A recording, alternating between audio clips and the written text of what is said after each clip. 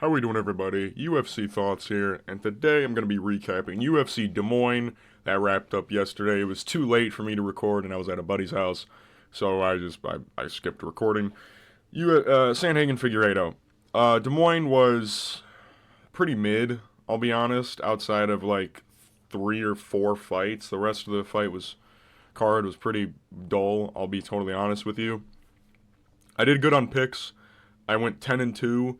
Uh, I think I made a lot of money. If you want to check that out, check out UFC Prediction Tracker or whatever. He's a really good YouTuber. And I got the main event right. Speaking of which, let's get right into it. Cory Sandhagen versus Deiveson Figueiredo. Wasn't exactly the fight I was expecting it to be. A lot of guard pulling from Deiveson Figueiredo trying to get a 50-50 leg lock position. But I'm going to be totally honest with you.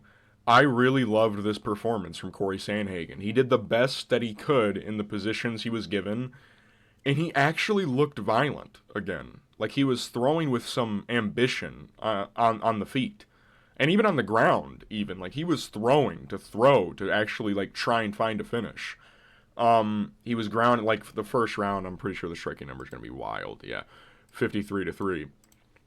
Deiveson landed like 2 outside low kicks on Cory. Cory landed like 8 on him. And then I think Deiveson was the one who shot a takedown and went for a leg lock position. And for the rest of the round, Cory just like beat on his skull with like hammer fists. And he clearly won the first round. Honestly, you could have argued like it was like borderline 10-8, not because of the damage, but just the pure inactivity of Deiveson Figueiredo. But it didn't matter because the fight ended the next round. Round 2, basically the same thing. Again, Deiveson kind of on the feet, not throwing a whole lot. They get to a ground exchange. I think Cory Sandhagen actually like slammed him, like body lock, dragged him to the ground. He kind of just like beat the shit out of Deiveson Figueiredo. And again, Deiveson, when Cory looks to posture up, he kind of folds for a leg lock position.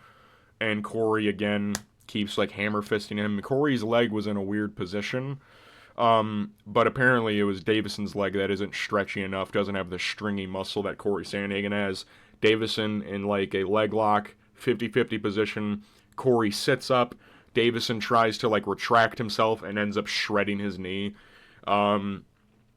Sad for Figueiredo because, dude, Deiveson's old. Like, he's actually like an old fella. So I kind of feel bad for him. He's like 37, I think. He's probably cooked after this. He's not going to fight for a while. The next guy he fights might beat him as well.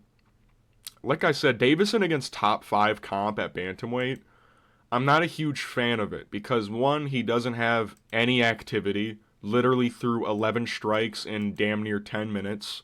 He just looks lethargic. I don't know what it is. He looks worse at bantamweight than he did at flyweight now. I don't know if it's because the weight cut is getting harder for bantamweight now, but great win for Cory Sandhagen. Cory Sandhagen called for a title shot afterwards. I don't know if he's going to get that, but what I will say is because bantamweight's a weird division now. Is it the back, or how do I get the, oh yeah, hold up, let me just go up here, rankings. Because you have Cory here, he just beat number 5. Cheeto's booked, he fights in June. Rob Font is open, but no one wants to see a rematch between him and Cory. Umar and Piotr Jan are most likely going to fight, which will set up, you could do the loser of this, because if it's Jan, you get a cool rematch, and I think Cory Sandhagen in a rematch with Umar Nurmagomedov honestly has a better chance if he throws with some actual ambition. Cory looked really good. He looked really solid against Deiveson Figueiredo. I get it. Deiveson's not like, he hasn't looked like crazy high level at bantamweight in some time, like looking back on it.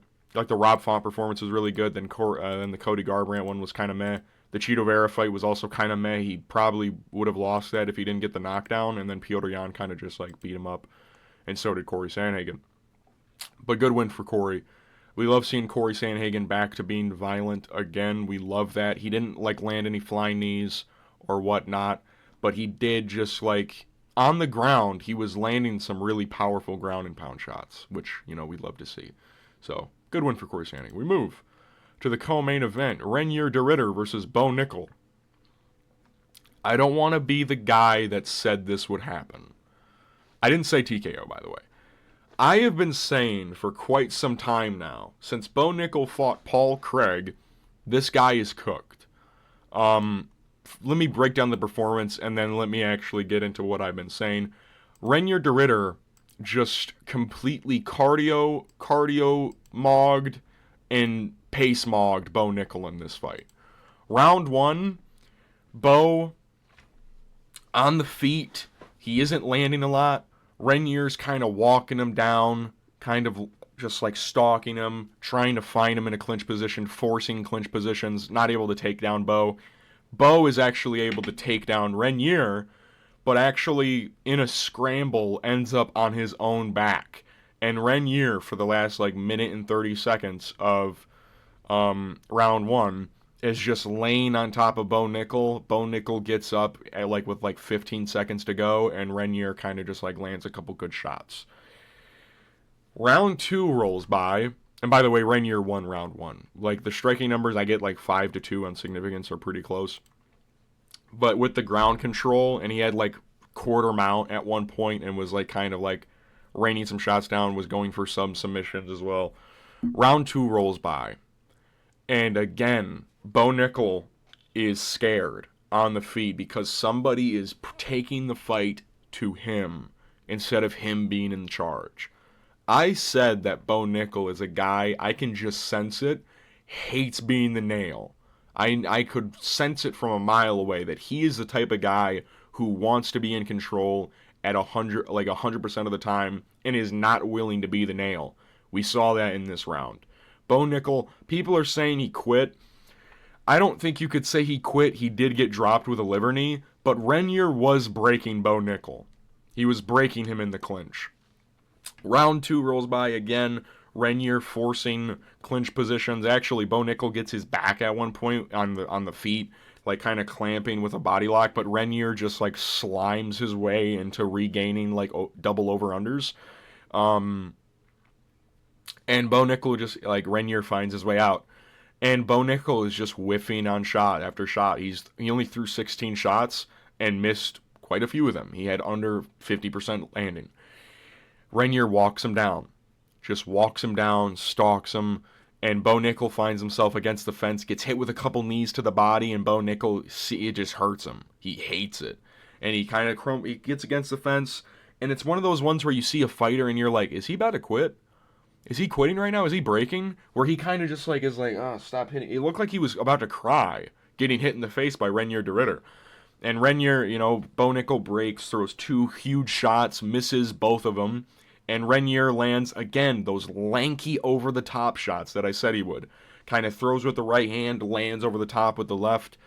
And Bo Nickal, again, backs up, kind of shuffles back. And RdR charges with a knee to the body, a left knee to the body. And Bo Nickal throws a left hand as he throws it. His right hand is down to cover, but it just doesn't matter. RdR crumples Bo Nickal with a body knee. And Bo Nickal slumps against the fence, losing his first professional fight. Listen. I want you to go back and watch my fraudulent prospects video, where Bo Nickal is the thumbnail. I drew it up to a T what would happen to this guy.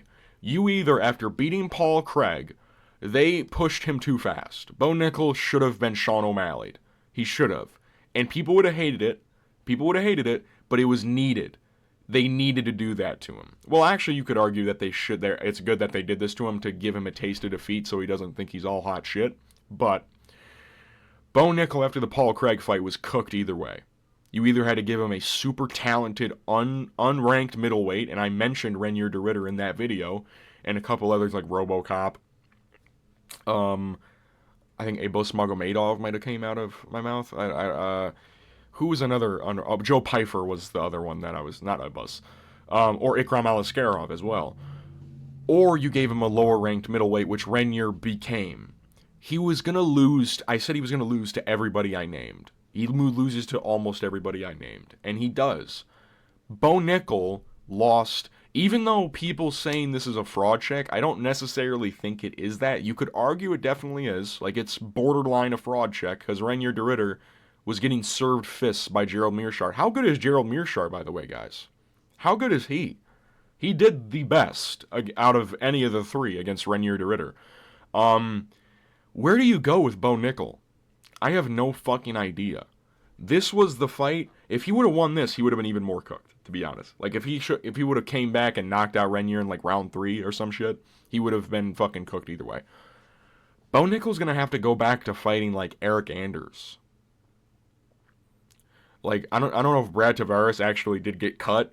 Dude, he's going to have to go back to, like, fighting Brad Tavares, Gerald Meerschaert, Marc-Andre Barrios, Eric Anders of the division, Dustin Stoltzfus. Like, he's going to be fighting these guys, and nobody's going to care. All of Bo Nickal's stock is gone. As of right now, Bo Nickal he was seen as such a blue chip prospect. He is not anymore. He just isn't. And it's not like, that's how fickle MMA fans are. Bo Nickal is one of the only fighters in MMA that is going to be treated like a boxer. One loss and you're done. Nobody's going to care about you anymore. Unless he comes back and has a brilliant performance against somebody. Maybe you do him versus, maybe Andre Muniz would be a good fight for him. But even then, Andre's a big dude and can grapple. But he's so bad on the feet. Yeah, Bo needs to work on a lot. I mean, look at these numbers. Dude, like, Reinier was just fucking beating it. He was just, like, stalking him and pacing him and pushing him. Mild discomfort made Bo Nickal, like, actually fold. Great win for Reinier de Ridder. A fight that you could give Reinier following this. I mean, he's going to be here. I don't know if he's going to move up. Maybe Reinier versus a Jared Cannonier, maybe? That would be a good fight. Because, I mean, Reinier is like he's actually got some star power behind him now. He's actually got a lot of star power behind him. You could definitely do that fight. We move to Santiago Ponzinibbio versus Daniel Rodriguez, the featured fight. Again, a fight I got right. I got an underdog on this one. I got 2 underdogs back-to-back. Daniel, like, he was like the slightest of underdogs, but still. First round, very, like, competitive striking, like I said it would. Daniel Rodriguez just slightly out-voluming him. Actually kind of got tired in this fight, which I thought was going to make him lose the last 2 rounds. Ended up hurting. Oh, shit, I go, get away, stop showing that. There we go. Daniel, like, again, it's like competitive striking numbers. Santiago seemingly has like the slightest of speed advantages over Daniel. Daniel's like spamming jabs and right hands. Ends up catching Santiago when he's in airplane mode, where he's like exiting an exchange and he kind of drops his like right hand and kind of airplanes out, you know what I mean? Gets caught with like a left over the top, clocks his jaw, to be fair. I have no idea how he didn't get dropped from that one. And Daniel wins the round. He was I think he was winning it before that, but that convincingly made him win the round. He hurt Santiago. Round 2, I gave to Santiago Ponzinibbio. Got a takedown and also just did more than Daniel Rodriguez in this fight, in this round. Seemingly outstruck him. Seemingly he did on numbers. But he also, like, Daniel started to slow down. He wasn't as quick, and Santiago started to pick up the pace a little bit. Round 3 rolls around. And again, kind of competitive striking numbers. Daniel Rodriguez at one point is just like, fuck it. I'm just going to throw an 8-punch combination, and landed basically every shot he threw. And it clocked him with either a right hook or a left hook, I forget. But Santiago folds, he's out, and the ref stops it. There was a terrible moment after this fight where Daniel's like, ah! Like screaming, and in the the slow motion where it shows like the music in the bottom left and like it's like them celebrating, you see Santiago Ponzinibbio running like a goober in the background when he's like fully rocked. They lit him up and he looks like he's escaping a mental institute. He's like, and he hits the fucking fence and like falls down. Good win for Daniel Rodriguez. Like, even though Santiago Ponzinibbio is like seemingly has a terrible chin, it's very hard for people to chin him in the big 20, in like the later half of like the 2020s. Like Carlston Harris dropped him like twice. Muslim Salikov didn't really hurt him all that much. Like Santiago's like a very crafty vet. Daniel did in this fight kind of slow down, and if he wouldn't have hurt or dropped Santiago in round 3, he probably would have gone on to lose, I'll be honest. but he caught him, ended up finding a TKO. Good win for Daniel. I don't know where you go with him from here. I think you can put him... Who's a welterweight, like, prospect that I'd like to see him fight? Who's a guy at welterweight you could do? Him and, like, Trey Waters. You could do... What a bag pull. Trey Waters. Billy Ray Goff fights in 2 weeks. He's fighting the Seung Hyung Ko, I think is his name, the dude from the Contender Series who beat Igor Cavalcanti. You could do him versus Billy Ray Goff. I think that fight would be really good if Billy Ray Goff is able to win there. Santiago Ponzinibbio, you could do him versus like a Jacoby Smith, right? You could do him against anybody of that nature. We move to Montel Jackson versus Daniel Marcos. Not the fight I was expecting, but a very clear win for Montel Jackson. Round 1 just does way more than Daniel. They're like grappling for a lot of it. They're like clinch exchanging. Daniel gets a takedown. Montel gets one of his own as well. But Montel is just doing... he's just doing more in the clinch. He's doing more in the clinch, landing more, and just outdoing Daniel. Round 2 rolls by. Literally the same thing. Daniel and them, they're both in like clinch scenarios for a lot of it. Daniel gets his back, but doesn't like fully get it. He just like gets his back with a body lock. Montel again just does more damage and does more volume. Round 3 rolls by, and guess what happened? Literally the same fucking thing. But this time Montel Jackson tried to chain in a Darce choke. Montel wins 30-27 because guess what? He just did more than Daniel Marcos. The other undefeated fighter on this card loses because he just doesn't do anything in 3 whole rounds. He threw a total of 43 strikes in 50 minutes. He actually threw less than Montel landed totally, and actually almost threw as much as Montel landed significantly. This wasn't the performance I wanted to see from Montel Jackson. I wanted to see him if he win. I wanted to see him chin Daniel Marcos, which he did actually come close in round 3. I think he hurt him at the beginning of the round. But still, good win for Montel Jackson. His win streak advances to like fucking, I think it's 6 now. And who's up? Fuck me, man. Fuck me, bro. Fuck me, bro. Bantamweight, who could you give him? You could do him versus... I mean, Jose's fighting Amen. Henry Cejudo, maybe? Like, Henry Cejudo has a name value, but I just don't, like, care anymore about him. You know what I mean? Or Kyler Phillips. Because Kyler Phillips is so inactive that he'd probably be ready for by the time Montel Jackson. But Montel is inactive as fuck, too. I don't know. They're going to give him a ranked guy next, or, like, another really good unranked bantamweight. Either way, Montel Jackson probably wins. We move to Cameron Smotherman versus Surrey City, or Ricky Side-Eye. Yeah, again, kind of just a case of Surrey just doing a bit more than Cameron Smotherman, mixing in the clinch threat, kind of just doing a bit more damage, seemingly. His shots seemed harder.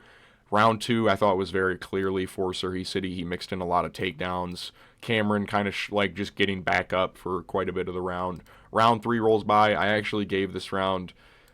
This is a really close round. I think I gave this one to Cameron, but I could see Surrey City getting it because he had a really deep in, like, Darce choke or, like, Anaconda, and was, like, mixing in the takedowns, kind of clinch mogging Cameron Smotherman a little bit. But I think either 30-27 or 29-28 Surrey City is just the scorecard you have to go with. It was a close fight. Round 1 was close. But again, I think Surrey City seemingly landed the harder shots. Round 2 rolls by again, does a bit more, gets a couple takedowns, does some damage as well. Cameron, just, he's like kind of mid, and so is Surrey, to be fair, but they're both just mid. That's all it is. We move to the start of the main card. Jeremy Stephens versus Mason Jones. This fight was so fun for the first 2 rounds. Mason Jones clearly won every round, but dude, the first 2 rounds were so fucking entertaining. Jeremy Stephens is so fun to watch. They were just slugging for like the first 4 minutes and 30 seconds of both the first 2 rounds, and then Mason Jones would show that, oh, I can take this guy down whenever I fucking want. And he did that at the end of rounds 1 and 2. Round 3, he showed, you want to see me do it for the entire fucking round? Bet. And he did it. He held Jeremy Stephens down for the entire round. I love this fight. Was probably one of the more entertaining parts of the night. The first 2 rounds, especially, they were just slugging in the pocket, and Jeremy, you could see he was just very sluggish and a little bit slower than Mason. So Mason looked very technical and really good. Stevens, he still got some shots in though. To be fair to Jeremy, he did get a lot of good shots in this fight, and Mason just ate him. He ate him, he smiled at him, and landed some hard shots of his own. I love seeing Mason Jones back in the UFC. A lot of people forget about this guy. Mason Jones is actually really fucking good, and I can't wait to see him fight more in the UFC. Mason Jones, who's a lightweight you could give him, and same with Jeremy Stevens. He's mad entertaining if you get him against the right person. Like Mason Jones for this fight, he was like, I'll slug with him for a little bit, but if it starts to get hairy, I will grapple with him, and he did exactly that. Like round 2, he actually got hurt, and he shot a takedown, and Jeremy Stevens came close to landing like an uppercut. And I was like, holy shit, Jeremy might actually knock him out. But, yeah. Mason, who's a lightweight you could do him against? Because, like, Mason's been in the UFC before, so I think you kind of got to give him, like, a... Did Clay Guida retire? Like, did he retire after losing to Chase Hooper? Or... Maybe you could do Mason Jones, Jim Miller. Mason Jones, Jim Miller. Mason Jones versus, like, maybe, like, Jordan Levitt fights soon. I don't know who he's fighting. He's fighting soon, though. Do him versus him, right? Like, Mason Jones, you could throw in there with, like, the 30 to, like, 25 guys immediately. Because Mason Jones is that good. We move to the featured prelim. Yana Santos versus Miesha Tate. Another underdog I got right. These striking numbers don't really show the whole fight. Yana clearly won rounds 1 and 2. Very clearly. Round 3 is where it got really hairy. round 1 and 2, like round 1 at the start, Miesha was walking her down, kind of landing her shots, kind of marauding. After 2 minutes and 30 seconds, Yana Santos, she defended a lot of takedowns, to be fair to her. And then round 3, she got taken out with like one of the first ones Miesha had. But she just clearly outstruck Miesha. Landed a lot of good low kicks, inside and outside. It was jabbing the face of Miesha Tate off, threw a couple front kicks, landed one of them really good. Round 3, like I said, Miesha gets a takedown very early, has her back for like a large majority of the round, is fishing for subs, can't find them, so she just resorts to like beating on her. Like she actually had full like top mount and was like close to getting like a TKO. Was getting close to like getting like a pity stoppage on the ground. And Yana gave up her back and rolled with it and didn't get subbed. Fun fight. Actually had some fun moments. Like solid striking exchanges for a WMMA fight. Good win from Yana Santos. Miesha Tate, she still has it, but like just not enough to compete with the top 10 of bantamweight. You could do Miesha Tate versus like maybe like a Jacqueline Cavalcanti or like a Nora Cornell. You know what I mean? Or like a Melissa Dixon. Like one of those ladies, you know. It is Melissa, or is Melissa Mullins, or is it Melissa Mullins now? I always forget. I guess we'll fucking never find out now, will we? I believe it's Melissa.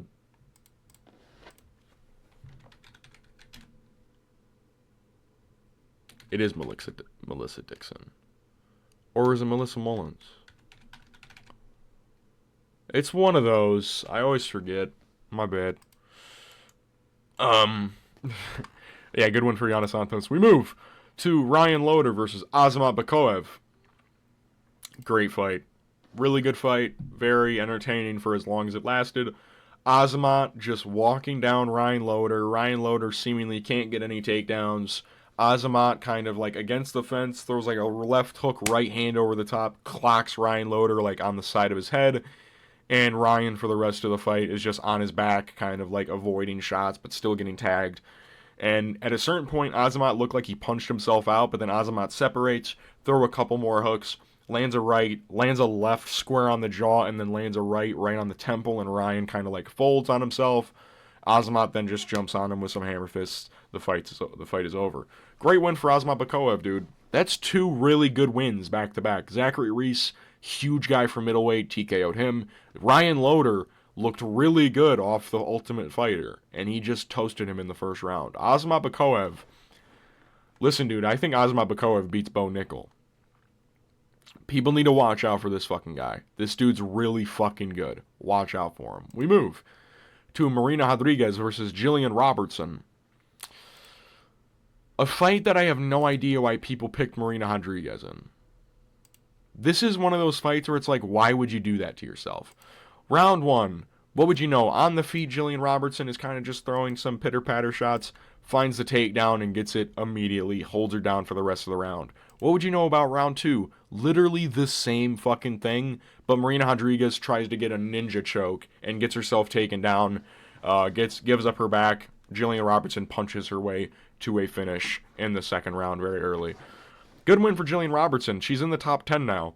She's actually one of the most reliable WMMA fighters right now. Dude, I don't know what it is with Canadian MMA. I'm just going to say this. Why are the females better than the men? Is it just me? Jillian Robertson and Jasmine Jasudavicius are literally better than every Canadian male fighter right now. I know Surrey City technically reps Canada, somewhat. He has the flag with him, but he is Ukrainian. But he does rep Ukraine. Mike Malott, dude, he might lose to Charles Radke. I'm gonna be honest with you, he might lose to Charles Radke. I can't even think, Charles Jourdain's doing decent right now. He just beat Victor Henry. So maybe there are some, anomalies with the Canadian males. But, dude, Jillian Robertson looked really good. And you could for sure book her versus, a Yasmin Lucinda next. That was a really good win. Because she's going to go from 12 to 9. Yasmin's kind of high. Maybe her versus Amanda Hebos. I feel like that's a fight that's already happened. Why do I feel like that's a fight I feel like that has happened. Has it? Has it? No, it was the Miranda Marcos fight that I was remembering. Amanda Hebos, Andrade is fighting next week against another Jasmine Jasudavicius up at flyweight. Oh, Jessica's ranked at both. That's cool. But yeah, Jillian Robertson really good. We move to Gaston Bolaños versus Quang Lee. Quang just beat him up. Took him down very early in round one. Held him down for the entire round. Round two rolls by. They're kind of slugging early on, and Quang Lee kind of gets tagged a little bit, goes for a takedown, and immediately gets it. Gaston gives up his back again. Quang Lee sinks in a rear naked choke. I shit you not, Gaston Bolaños might have been unconscious for 8 seconds before the fight got stopped. It was a really bad stoppage. Because that's dangerous. Having that oxygen supply cut off from your brain for too long can lead to, paralysis and shit. And Gaston was unconscious. It reminded me of that one women fight where the girl was, just dying in the cage. And nobody, cared to stop it. The guy was just looking at it, was I'm letting her be a warrior. Great win for Quang Lee. No one really does that to Gaston Bolaños in the UFC. I get he only has, 3 fights. But still... Marcus McGee wasn't able to ragdoll him because he was able to TKO him on the feet. But, Cortavius Romeus is, another, powerful, aggressive wrestler. And he wasn't even able to do that to Gaston. He wasn't even able to get his back, I think. And I'm actually happy about this fight because I did say Quang Lee, if he wins, will be mostly by grappling, I think. Because Quang Lee does have some grappling in his back pocket. And I was contemplating picking Quang Lee as well. So... yeah, just so you know, good win for Quang Lee. Probably won another contract with this performance. 1 and 2. Probably this was his last fight in the contract. Won it. Gaston Bolaños, I don't know what you do with him. Quang Lee, you could do him versus fucking I don't even know. John Castaneda, maybe. I don't know. Lower ends of bantamweight. We move to Thomas Peterson versus Don'Tale Mayes. Literally a virtuoso grapple fest performance from Thomas Peterson. He fucked Don'Tale up. Almost finished it in the first round with an arm triangle. Couldn't find the sub, realized he couldn't sub Don'Tale Mayes, so he just began raining down ground and pound shots after picking him up and slamming Don'Tale Mayes every single round. He went 100% on takedowns. People picked Don'Tale Mayes too. I'm pretty sure MMA Guru picked Don'Tale Mayes. That is a terrible pick. Who does this? Who does this to Don'Tale Mayes, brother? Good win for Thomas Peterson. You could definitely book him against a fucking Justin Tafa, maybe. Doesn't Justin Tafa have a fight already booked though? Maybe Junior Tafa. Maybe you could do Thomas Pete. Wasn't Junior supposed to fight on this card? He was supposed to fight Tuco Tokos. I forget which of the two pulled out. You could put him. But Junior did drop to light heavyweight, didn't he? He did. Yeah, because he realized that he's actually like couldn't get in shape. Who's a fat heavyweight? I know there's like a lot of them. Do him versus like fucking. Put him against one of the Contender Series guys. Put him against that like 6'7" Indian dude who shouldn't have been signed, but he was. Like Kevin is at a really Indian last name, but his first name is fucking like Kevin. He's like 6'7" and he's a grappler. Put him against that dude or some shit. I don't know. We move to the start of the entire card. Juliana Miller versus Ivana Petrovic. Juliana won. She did win. Round 1 was very clearly Ivana Petrovic. Round 2, scrappy for the most part, but then Juliana Miller finds the takedown and gets her back. Round 3, very scrappy at the start, and she's defending takedowns, and then Ivana makes a mistake and gives up her back. Juliana Miller finds her back, holds her down for essentially the rest of the round. Ivana might have theoretically did more damage, but I did give this fight to Juliana Miller. I think there's like a 1% chance you can even like think of giving the third round to Ivana Petrovic. Good win for Juliana Miller. This was a needed win for her. If she would have lost this, she would have been cut. Ivana, she's still like a weird WMMA fighter. It doesn't make sense how she is losing, because she does look good. But then it just turns out that her grappling like takes a step back like almost every fight. I did say that Juliana Miller could out-grapple Ivana, though. I did say that because I see that Juliana Miller does like a bunch of grappling matches for some reason. She just like, when she's not fighting, she does like a bunch of grappling shit. So, good win for Juliana Miller. Overall, UFC Des Moines was, for the most part, kind of mid, but there were some moments like Cory Sandhagen got a really good finish. I know that it's sad to see Davison like fucking shred his knee, but like, what are you gonna do? Rainier DeRitter, fraud checking Bo Nickal, knockout by Daniel Rodriguez. Daniel Marcos, fraud checked as well. You had a couple good moments like the Stevens-Jones first 2 rounds were really good. Yana Santos, Miesha Tate was fun for the most part. But Koev, really cool performance. Death, blob session. And it's always a good night when you do well on picks like I did. I went 10-2. I think I got every confident pick right, I want to say. I think I might have made... Did I make... No, I did Mason Jones, Montel Jackson, and Cory right as my confident picks. But yeah. This weekend, the next card, UFC 315, Muhammad versus Della Maddalena. I will get those picks and breakdown for you guys probably Wednesday or Thursday. I'll try and get a video out for you guys in the meantime. Until then, I'll see you guys in the next video. Like the video if you liked it. If you want to see more content like this, subscribe. I'm always here. I'm always uploading. But yeah, I'll see you guys in the next video. Peace.